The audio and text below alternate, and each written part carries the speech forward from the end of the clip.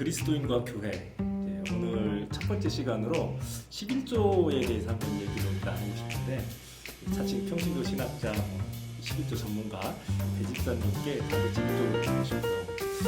21세기를 살아가는 그리스도인에게 11조 의무입니까? 예, 11조가 의무가 아닙니다. 절대로 아닙니다. 신학적으로 또 역사적으로 상황적으로 11조를 의무라고 보기는 어렵습니다.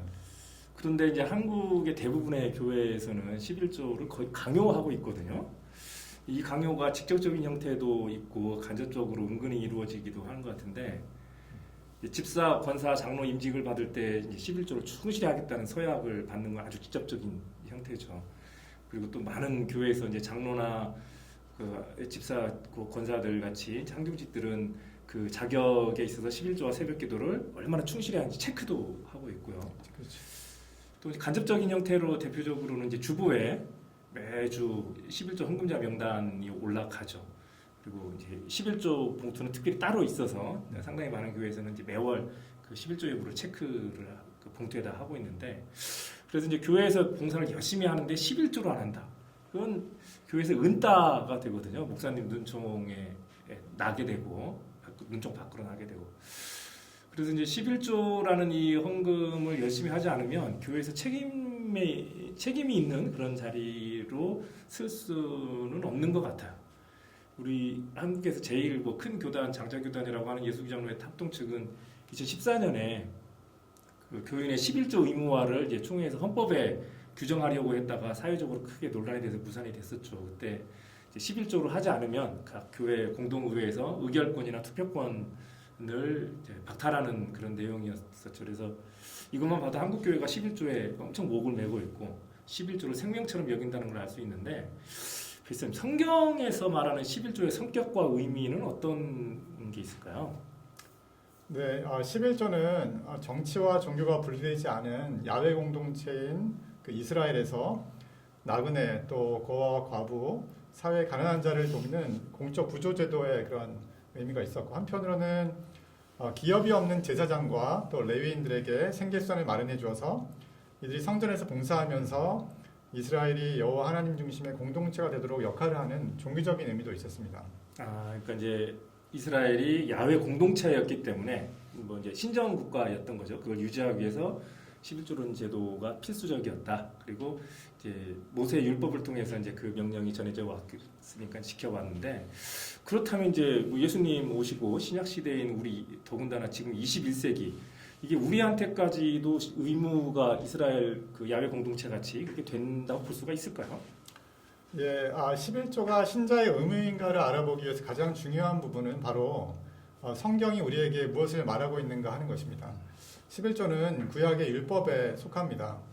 그런데 율법이 예수 그리스도로 인한 새 언약의 시대, 은혜의 시대를 살아가는 우리에게도 동일하게 적용되는가 한번 살펴봐야 되겠죠. 기본적으로 구약의 율법이 오늘날에도 유효한가에 대해서는 다양한 견해가 있어요. 모든 율법을 철저히 지켜야 한다는 입장을 율법주의라고 보면, 한편으로는 구약의 율법은 예수님이 오심으로 폐기되었다는 율법 폐기론이 이제 양극단에 있는 거죠. 그 사이에 있는 개혁주의 입장을 잠깐 소개해드리려고 해요. 개혁주의는 칼빈주의라고도 하는데 우리나라 기독교의 다수를 차지하는 장로교의 입장이라고 보시면 됩니다. 웨스트민스터 신앙고백서라는 장로교의 표준문서가 있는데 장로교의 목사 또 장로 임직식 때 보통 이 고백서를 믿고 따를 것을 서약을 한 후에 안수를 받는 그런 중요한 문서입니다. 여기에서는 율법을 세 가지로 분류합니다. 첫 번째는 도덕법. 도덕법은 뭐 여러분 잘 아시는 것처럼 살인하지 말라, 뭐 간음하지 말라, 도적질하지 말라 이런 내용들이 해당이 되겠고, 두 번째로는 의식법. 의식법은 예배와 제사에 대한 다양한 규정들이 나와 있죠. 세 번째로는 재판법, 시민법이라고도 하는데 어떤 사람 사이의 분쟁을 또 해결하는 법. 예를 들면 뭐 눈에는 눈, 이에는 이 이런 게 있고, 서로를 도둑질하면 5마리로 갚고 등 이런 이제 시민 사회 질서를 규정하는 법이 있어요. 웨스트민스터 신앙고백서 19장 3에서 5항에서는 의식법과 재판법은 폐기되었고 도덕법만 현재에도 유효하다고 말을 하고 있습니다. 그러면 11조는 어떤 법에 속하는 법일까요? 도덕법일까요? 도덕법은 뭐 살인하지 말라, 간음하지 말라 이런 건데 그거하고는 좀 다르죠. 또 재판법일까요? 그것도 아니라고 봐야 되겠죠. 뭐 재판법이 이제 사람 사이 어떤 관계에서의 잘못에 대해서 뭔가 이제 벌을 주고 하는 그런 것이기 때문에 그런 거하고는 좀 다른 것이겠죠. 그래서 대부분의 학자들은 11조를 의식법에 속하는 것으로 봅니다. 11조를 성전에 봉헌을 했고 다른 재물과 예물을 성전에 드린 것과 같이 의식법에 속한다고 생각을 합니다. 그런데 이 웨스트민스터 신앙고백서에서 의식법은 폐기되었다고 했죠. 마찬가지로 이제 11조도 역시 폐기되었다고 봐야 됩니다. 이것은 장로교에서 표준 문서로 받아들이는 웨스트민스터 신앙고백서가 확증하고 있는 것입니다. 야, 저도 웨스트민스터 신앙고백 공부한 적이 있는데 이 영상 지금 보시는 분 중에 장로교 신자들께서는 한번 목사님한테 이 진짜 이런 내용이 있는지 또 당신은 알고 계신지 한번 확인해 보는 것도 좋을 것 같아요. 예, 그리고 신약 성경에 기록된 초대교회 그 어디에서도 11조가 언급이 되지 않았습니다. 교회의 시작인 예루살렘 교회부터 시작해서 바울이 세운 수많은 교회들 그 어디에도 11조에 대한 언급이 없어요. 만약에 예수님이 11조를 강조하고 제자들에게 그것을 가르쳤다면 그 가르침이 초대교회부터 계속적으로 이제 전파되었을 거예요. 바울이 세운 다른 교회에서도 그런 얘기가 있어야 되겠죠. 첫 번째 교회인 예루살렘 교회에서 모든 신자들에게 이제 11조를 의무하지 않았어요. 단지 자발적인 헌금만이 존재를 했죠. 바나바 같은 사람들이 밭을 팔아서 이제 교회에 헌금한 내용이 나오죠. 그래서 신학자들은 뭐라고 얘기를 하냐면 초기 300년 동안 교회 안에서 의무로서의 11조 제도는 존재하지 않았다고 얘기를 합니다. 그럼 언제 이 11조가 교회 안에서 제도화되기 시작했는가를 한번 살펴보면 4세기에 콘스탄틴 황제 때부터였습니다. 콘스탄틴 황제가 교회를 대대적으로 이제 지원을 했죠. 지원을 하면서 기독교 공인 그렇죠. 예, 313년에 이제 밀라노 칙령을 통해서 로마 제국에서 그 이전까지는 기독교를 박해를 많이 했었죠. 근데 콘스탄틴 황제의 어떤 기독교 공인을 통해서 기독교 종교의 자유가 선포가 되고 그러면서 대대적으로 이제 교회를 지원을 해주는 거죠. 그러면서 커다란 이제 변화가 있습니다. 첫 번째로는 콘스탄틴 황제가 화려한 교회를 건축을 했어요. 로마 제국 안에서. 그리고 두 번째로는 주교들이 전임으로 교회에서 일하면서 지도력을 발휘할 수 있도록 그렇게 이제 도왔는데 건물을 짓고 주교들이 임금을 주기 위해서는 돈이 필요했어요. 돈이 필요했는데 이 시기부터 그래서 11조가 교회 안에서 제도화되기 시작했다고 이제 합니다. 이후에 이제 또 역사를 거슬러서 585년에 가톨릭 주교들이 모인 마콩회의라는 데에서 어떤 결의를 하냐면 11조를 하지 않는 기독교인은 교회에서 출교도 가능하도록 강제적인 규율이 만들어졌습니다. 이후에 가톨릭 교회에서는 계속적으로 11조를 이제 의무화했죠. 11조를 내는 백성들이 굶주리는 동안 한편으로는 사제들은 아주 사치스러운 생활을 영위하면서 신도들에게 11조를 하지 않으면 구원을 잃어버리고 지옥에 갈 것이라고 얘기를 하기도 했어요. 이런 불만들이 쌓이면서 종교 개혁이 이제 이루어지게 되는 거죠. 야, 그럼 이제 우리 이렇게 해서 개신교인이 됐고 이제 우리 역사를 지금 보고 있는데 캐톨릭은 지금 11조에 대해서 어떤 입장일까 한번 궁금하실 것 같은데 제가 한번 좀 찾아봤는데요. 이 가톨릭 대사전이 있어요. 거기에 보면 이제 11조는 신자 각자에게 임의로 주어져 있다. 그러니까 의무가 아니라는 거죠. 그래서 실제로 이제 한국 가톨릭 교회에는 11조라는 말 자체가 없고 교무금이라고 하는 것 같더라고요. 이거는 이제 교회 유지를 위해서 자발적으로 바치는 헌금을 뜻하는 거죠. 그래서 정리하자면 예수님 사후 300년까지 이제 초대교회에서는 그 제도화되지 않았던 11조가 로마 콘스탄틴 황제 이후에 이제 교회에서 돈이 많이 필요하게 되면서 제도화됐고 이후에 가톨릭 교회에서는 계속 11조의 의무를 했지만 우리 이제 뭐 종교 개혁이 일어나고 그런 과정 중에 가톨릭도 지금은 11조를 부정하고 있다. 자, 이런 11조의 역사적 변화를 보면 이것이 지금의 우리 개신교인들에게 의무라고 규정하는 것은 확실히 무리가 있다. 그렇게 판단이 되네요.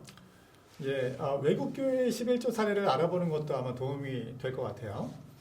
미국에서 유명한 복음주의 사역자인 존 파이퍼 목사님은 11조가 신자의 의무가 아니다라고 이제 명시적으로 얘기를 하고 있습니다.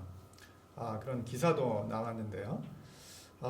그리고 작년에 목회데이터 연구소의 조사에 따르면 한국 개신교인 중에서 64%가 이제 11조를 한다고 하는데 우리에게 복음을 전해준 미국의 개신교인 중에서 11조를 하는 비율이 얼마나 될까요?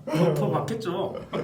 더 많아야지 될 것 같은데 5% 정도만 11조를 한다고 합니다. 오. 예. 이 보수적인 미국 교회가 이 정도인 것에 저도 이제 충격을 받았는데 제가 신학 공부를 하면서 지냈던 캐나다의 교회에서도 11조를 내라고 하는 교회는 한인교회 제외하고는 보지 못했습니다. 유럽의 교회들도 마찬가지 대부분 11조라는 것이 존재하지가 않습니다.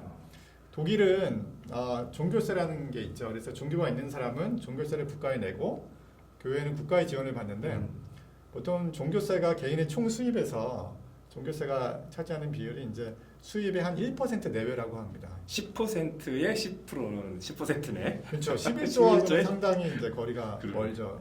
기독교의 본고장인 유럽과 북미 교회에서 효력을 잃은 11조를 한국 교회만 유난히 강조하는 것이 과연 설득력이 있을까요? 그러니까요.